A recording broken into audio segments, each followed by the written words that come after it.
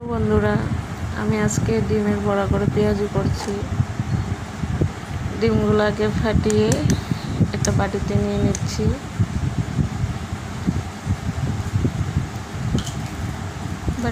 নিচ্ছি। তারপর আমি কড়াইতে আগে থেকে তেল বসিয়ে রেখেছি। তেলটা গরম হয়ে এসেছে, এখন আমি ডিমটা দিয়ে দেব। ডিমটা আমি বেশি ভাজবো না, হালকা পরিমাণে ভাজবো। আরেকটা ভেঙে নিচ্ছি।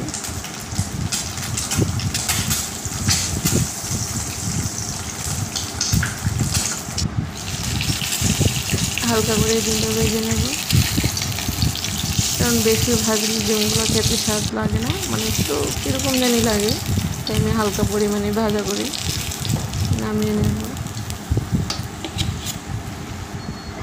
নামিয়ে আরেকটা ভেজে নেব। এরকমভাবে আমি সবগুলো ভেজে নেব।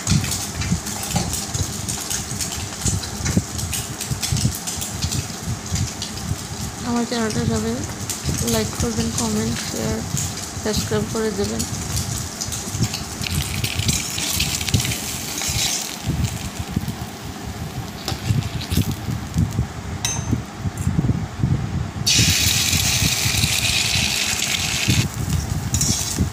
সবসময় তো ডিম সিদ্ধ করে পেঁয়াজি খেতে ভালো লাগে না, তাই এরকমভাবে একটু ডিম বড়া করে খেতে একটু ভালোই লাগে। এখন আমি তেল দিয়ে নিচ্ছি।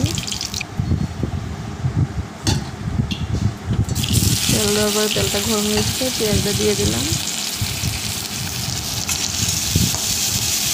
পেঁয়াজটা একটু নাড়াচাড়া করে এখানে এখন একটু ভালোভাবে নাড়াচাড়া করে নেব। একটু লবণ দিয়ে দেবো, তাড়াতাড়ি যাতে পেঁয়াজটা লাল সরেছে। লাল সরানোর পরে এখানে আমি মশলাটা দিয়ে দেবো। এখানে জিরা বাটা, ধনে গুঁড়ো, আদা বাটা, কাঁচা লঙ্কা বাটা, হলুদ গুঁড়া লঙ্কা আছে। জল দিয়ে নিচ্ছি। মশলাটা আমি ভালোভাবে কষিয়ে জল দিয়ে নিচ্ছি। আপনারাও ভালোভাবে কষিয়ে নেবেন। জলটা ফোটার পর এখন আমি ডিমগুলো দিয়ে দিচ্ছি। সবাই বলবেন অবশ্যই এরকমভাবে রান্না করে খেয়ে দেখবেন, খেতে কিন্তু খুব স্বাদ হয়। আর আমি ডিমগুলো একটু ভালোভাবে ফুটিয়ে নেব, যাতে মশলাটি ডিমের গায়ে ভালোভাবে লেগে যায়। আমি 4-5 মিনিট ভালোভাবে ফুটানোর পর এখন আমি ঢেলে নিচ্ছি। আমার রান্না কমপ্লিট। এই যে আমার ডিম বড়া পেঁয়াজি। অবশ্যই বলবেন যে কীরকম হয়েছে। সাবস্ক্রাইব, শেয়ার ও কমেন্ট অবশ্যই করবেন। Thank you.